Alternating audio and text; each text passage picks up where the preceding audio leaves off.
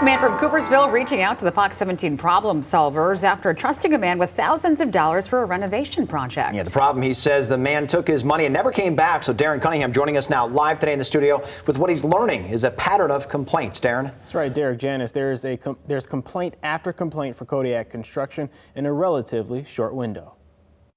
Well, we were going to have the flooring, laminate flooring in the living room, the kitchen, in the dining room and the hallway. A complete flooring remodel for the main level of Tom Pohl's home in Coopersville. He says he entrusted the owner of Kodiak Construction with the job. His name is Greg Olson. Pohl says he paid Olson up front, writing him a check on October 14th. Which was $6,295, and he cashed it the next day. Of that $6,295, how much work did he do?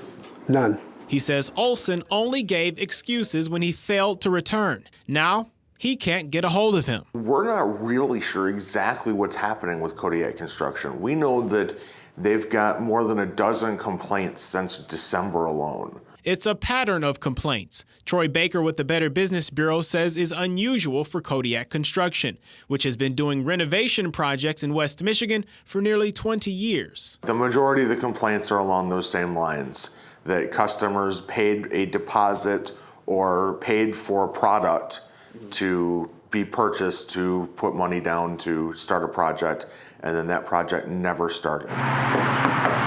The problem solvers stopped by Kodiak's business address in Wyoming last week. Kodiak is no longer there.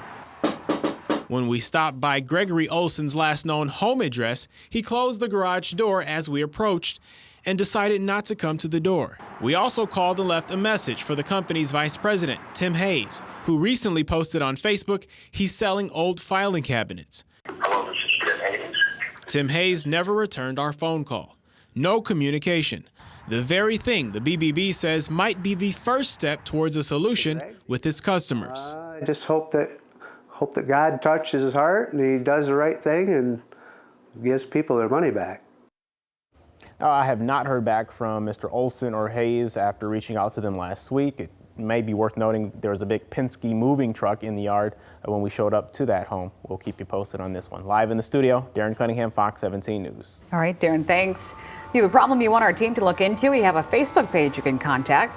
There's also still the tip line and email address, problemsolvers@fox17online.com.